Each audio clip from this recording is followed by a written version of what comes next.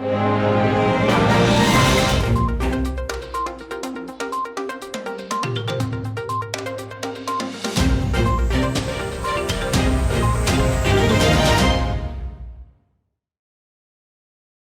इस वक्त मेरे साथ राना एहसान अफजल साहब मौजूद हैं। 2013 के इलेक्शंस में इनके फादर ने यहाँ से कौमी असम्बली का इलेक्शन जीता और 2018 में राजा रियाज अहमद साहब से वो इलेक्शन लूज़ किए। 6000 वोट्स का मार्जिन था।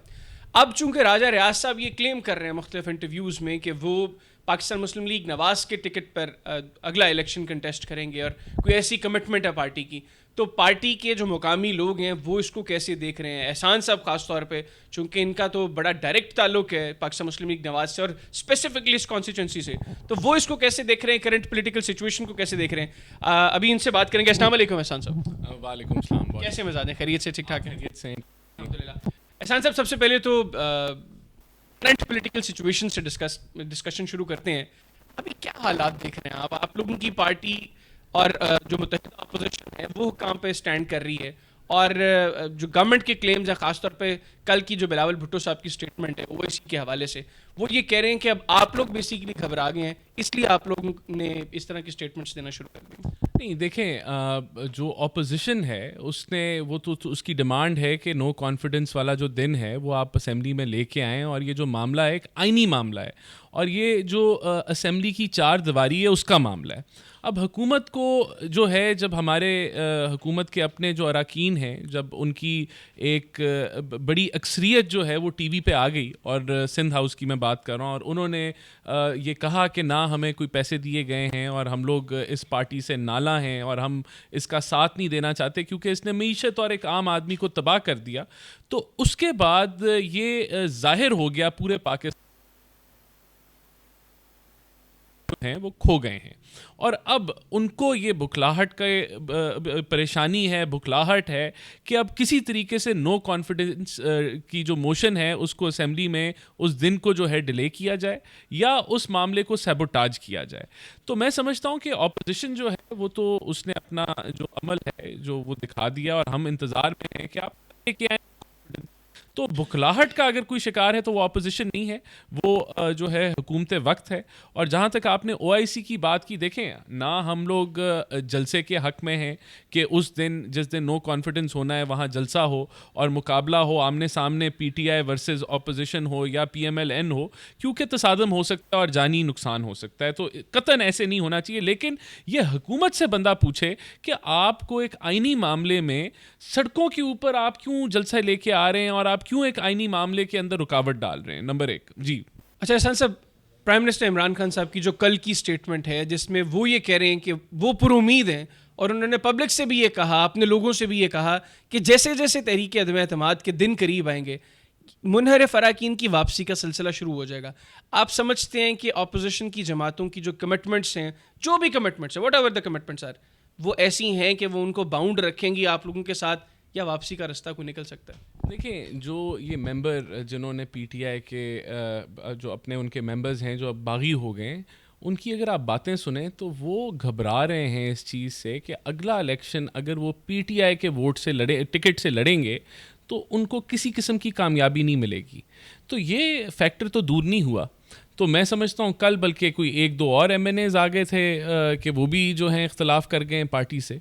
तो ये तो डूबती किश्ती है, इसके अंदर इनके छोड़ने वालों का इजाफा होगा, इनमें शामिल होने वालों में इजाफा नहीं होगा। चलिए अब मुनहरिफ अरकान की बात कर लें। आप समझते हैं कि इखलाकी तौर पे आपके लोग उनके पास जाएं, वो उनको यूज़ करें, या आप उनको यूज़ करें? इखलाकी तौर पर ये चीज़ें जस्टिफाई हो सकती हैं? देखें, अगर इसमें आइनी तौर पे बात करें तो आइनी तौर पे एक जो है वो मामला गिवन है, 63 है जो आर्टिकल है, वो डिफेक्शन क्लॉज को कवर करता है, और उसके अंदर लिखा हुआ है कि जब कोई अरकान असेंबली जो है वो डिफेक्शन करता है अपनी पार्टी पॉलिसी से, तो उसके ऊपर क्या अमल होता है कि पार्टी हेड इलेक्शन कमीशन को लिखता है कि इसने पार्टी पॉलिसी के खिलाफ वर्जी की है, उसको शो कॉज नोटिस जारी किया जाता है और वो अपनी रुकनीत खो सकता है। तो आइनी अगर तौर पे देखें तो ये एक मामला तय है।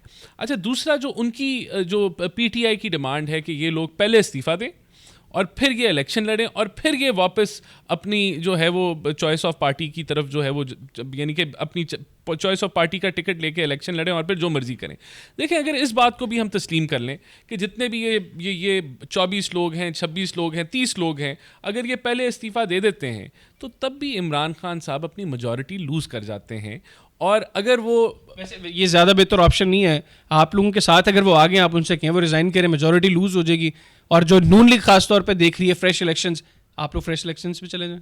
देखिए, ये ऑप्शन है, ये चॉइस अवेलेबल है, लेकिन मेरा पॉइंट जो है जो मैं कह रहा हूँ कि दोनों तरीके से हुकूमत जो है अब मेजॉरिटी उसके पास नहीं है, कॉन्फिडेंस ऑफ असेंबली मेंबर्स नहीं है, और ये मैं समझता हूँ वक्त है कि अब इमरान खान खुद इस्तीफ़ा दे दें, बजाय के माहौल को ख़राब करें, तसादम की तरफ लेके जाएं, खुदा ना खास्ता मामला और बिगड़ जाए तो वो ना मुल्क के लिए अच्छा होगा, ना मीशत के लिए अच्छा होगा, ना एक आम आदमी के लिए अच्छा होगा। फ़ायदा किसका होगा अगर सिचुएशन वर्ष होती है? आप क्या समझते हैं? नुकसान तो डेफिनेटली मुल्क का होगा, कुछ सियासी जमातों का फ़ायदा होगा, या किसी कुव्वत का फ़ायदा होगा इसमें? किसी का फ़ायदा नहीं होगा। मुल्क का जब नुकसान होगा तो जो इस मुल्क में रहता है, चाहे वो इस्टेब्लिशमेंट हो, आर्म्ड फोर्सेस हो, सियासी लोग हों, ब्यूरोक्रेसी हो, बिजनेस कम्युनिटी हो, सबका नुकसान होगा। आप समझते हैं कि अभी जो बार बार अपोजिशन खास तौर पे कह रही है कि इस्टेब्लिशमेंट का रोल न्यूट्रल है, अगर जो आपने पहले सवाल के जवाब में भी कहा कि सिचुएशन वर्ष हो सकती है, अगर दोनों तरफ से लोग इकट्ठे होंगे, उनका जलसा होगा, आपका लॉन्ग मार्च शाहराह दस्तूर पर पहुंचेगा,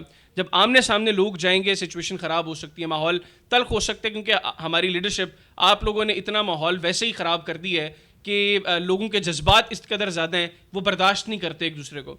अगर वहाँ पर हालात ख़राब होते हैं, एक तो उसका ज़िम्मेदार कौन होगा, दूसरा ये कि फिर उसको ठीक कैसे किया जाएगा? देखें, ये बिल्कुल वैलिड क्वेश्चन है और ये सवाल सबको उठाना चाहिए है। उसकी वजह ये है कि जानी नुकसान से बड़ा कोई नुकसान नहीं है, और आप दो ऐसी जमातों को, दो ऐसी पोजीशंस को आमने सामने ला रहे हैं जो काफ़ी पोलराइज्ड हैं, तो ये कतन नहीं होना चाहिए। और हुकूमत वक्त की ये अव्वलीन ज़िम्मेदारी है कि एक आइनी अमल को वो आइनी रस्ते के थ्रू होने दें और इसको सड़कों पे, स्ट्रीट्स पे, अवामी वर्कर्स तक ना आने दें, क्योंकि ये उनका मामला नहीं है, ये एक आइनी मामला है। इसको असेंबली की चार दीवारी में होना है, और ये आप सही कह रहे हैं कि अगर खुदा ना खास्ता ऐसा होता है तो बहुत बड़ा नुकसान होगा इस मुल्क। अच्छा, इस हल्के में आ जाते हैं। राजा रियाज साहब ने आपके फादर के अगेंस्ट इलेक्शन कंटेस्ट किया, अब आप भी चूँकि इसी हल्के से इलेक्शन कंटेस्ट करना चाह रहे हैं, आपकी पार्टी नून लीग है। राजा साहब बार बार ये 3-4 इंटरव्यूज़ में क्लेम कर चुके हैं कि वो अगला इलेक्शन नून लीग के टिकट पर कंटेस्ट करेंगे, और उन्होंने ये भी कहा कि सियासी लोगों की कमिटमेंट्स होती हैं, उन्होंने सियासी फैसले देख के, अपने हालात को देख कर फैसला करना होता है। राजा साहब को आप वेलकम करेंगे पार्टी में? देखिए, हमारा इस पार्टी से एफिलिएशन 90s की है। मेरे वालिद साहब की सियासत नून लीग से शुरू हुई, और जब उनकी वफ़ात हुई वो भी नून लीग में हुई, और उन्होंने दरमियान में कतई तौर पे हमने कभी कोई पार्टी चेंज नहीं की। हमने मुशर्रफ की जो सख्तियाँ हैं वो भी बर्दाश्त की, फिर हमने ये वाला अपोजिशन का दौर भी देखा, और हमें भी बड़ी ऑफ़र्स आई दरमियान में कि आप नज़रिया वक्त को देखते जो है आप इसको चेंज कर लें, लेकिन हमने कभी ऐसी सोच नहीं रखी। हम इस पार्टी के मेंबर हैं और इस पार्टी के साथ खड़े हैं, और इस पार्टी के अंदर ही हम देखते हैं कि ये ही पार्टी जो है वो मुल्क और जो है वो तरक्की की राह पे लेके जाएगी। तो PMLN हमारी जमात है, और मैं समझता हूँ कि जो राजा साहब की आपने बात की, राजा साहब को हम वेलकम करते हैं पार्टी के अंदर। अगर वो समझते हैं कि यानी कि उन्होंने PTI जो है वो ख़िलाफ़ चल रही है और उसने अवाम को कोई रिलीफ नहीं दिया, तो वो ज़रूर वेलकम पार्टी में, लेकिन क्योंकि वो अब न्यू कमर है हमारी पार्टी में, तो वो ज़रूर लाइन में खड़े हों और इंतज़ार करें अपनी बारी का। और मैं समझता हूँ कि यहाँ जब आप पार्टी चेंज करते हैं तो टिकट की भी ऑफ़र की जाती है, सारा कुछ होता है, लेकिन जब वक्त आएगा तो तब ट्रेन का टिकट भी मिल जाए तो बड़ी बात है। तो मुझे ये बताएं, हमने पब्लिक की भी जो सेंटिमेंट है उसको रीड करने की कोशिश की।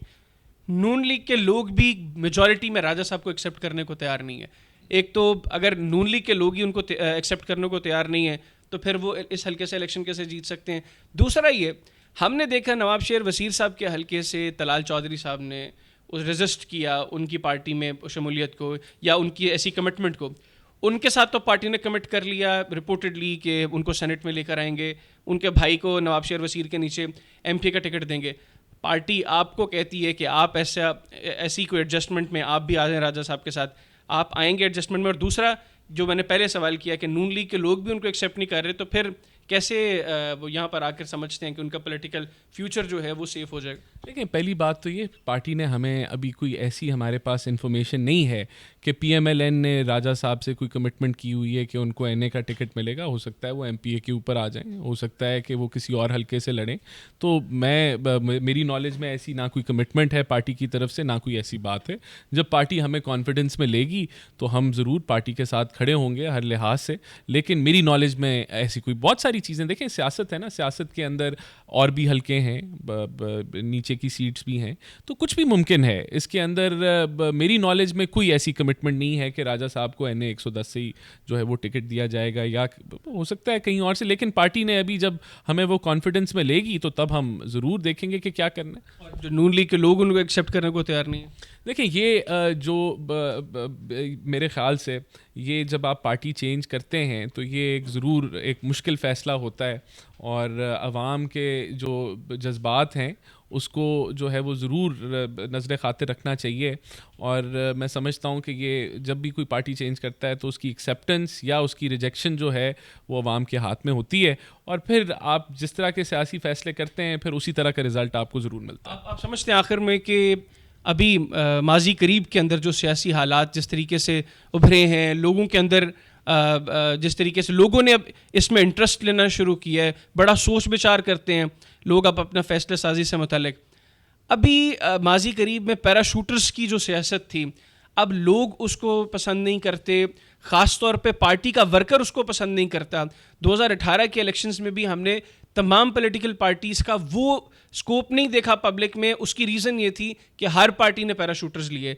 अब भी अगर इसी तरह की सियासत चलती है तो लोगों ने जो माजी से सबक लिया है तो लोग पैराशूटर्स को एक्सेप्ट करेंगे या नहीं करेंगे? बिल्कुल जी, सियासत जो है और जो आम जो नॉलेज है लोगों की, जो शऊर है वो बहुत ज़्यादा हो गया है, और उसकी वजह ये है कि मीडिया और सोशल मीडिया और ओवरऑल लोग इस चीज़ के ऊपर काफ़ी डिस्कशन करते हैं।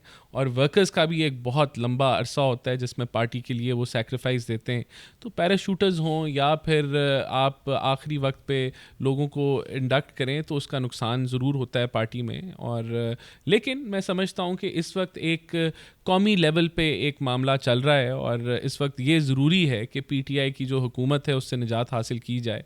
और ये जहाँ तक एडजस्टमेंट्स की बात है या किसी को कहीं ले आएँ, किसी को वो पार्टी लेवल पे वो पार्टी इस चीज़ का ख्याल रखती है कि जो अपने पुराने साथी हैं वो इग्नोर ना हो, और उनको जो है वो मैनेज किया जाए। तो मुझे इस चीज़ पे पूरा यकीन है कि PMLN जो है अपने किसी भी वर्कर या किसी भी पुराने साथी को लेट को नहीं करेगी और उसका पूरा ख्याल रखेगी। ये तो ऊपर की सतह पर बात होगी ना, लेकिन वर्कर के माइंड को आप कैसे चेंज करेंगे? जिस वर्कर ने अपने मुकामी सतह के ऊपर एक लीडरशिप के ऊपर जो है वो एतमाद किया है, और जब उसको एन इलेक्शन के टाइम आप उस वर्कर के ऊपर एक पैराशूटर लाकर बैठा दें, वो कोई भी पार्टी हो, वो PTI हो, वो पीपल्स पार्टी हो, वो नून लीग हो, तो वो आप नहीं समझते कि ये पार्टी डॉज करती है उस वर्कर को? बिल्कुल, मेरे ख्याल से वो उस वक्त फिर जो वर्कर है वो अपना फ़ैसला ज़रूर करता है, और पार्टी को की फ़र्स्ट प्रायोरिटी होनी चाहिए कि ऐसे ना हो। पार्टी की कोशिश होनी चाहिए कि पैराशूटर्स ना ले, पैराशूटर्स को ना एडजस्ट किया जाए, और जो पुराने जो उनके साथी हैं उन्हीं के साथ आगे बढ़ा जाए। ये पार्टी की मैं समझता हूँ कि पहली प्रायोरिटी होनी चाहिए, लेकिन जो मामलात हैं वो आपके सामने। ठीक हो गया, बहुत शुक्रिया। राना एहसान अफजल साहब हमारे साथ मौजूद थे। आगे चलेंगे, हल्के में लोगों से बात करेंगे, पूछेंगे उनका सेंटिमेंट क्या है, वो राजा रियाज साहब के इस फैसले को कैसे देख रहे हैं, और ख़ास तौर पे अगर हमें नून लीग के और साथी मिलते हैं तो वो कैसे देखते हैं। जो राजा साहब का ये क्लेम है कि वो अगला इलेक्शन नून लीग के टिकट पर लड़ना चाह रहे हैं, या ऐसी कोई कमिटमेंट नून लीग ने कर दी है, तो आया नून लीग का वोटर भी राजा साहब के साथ खड़ा होगा या नहीं?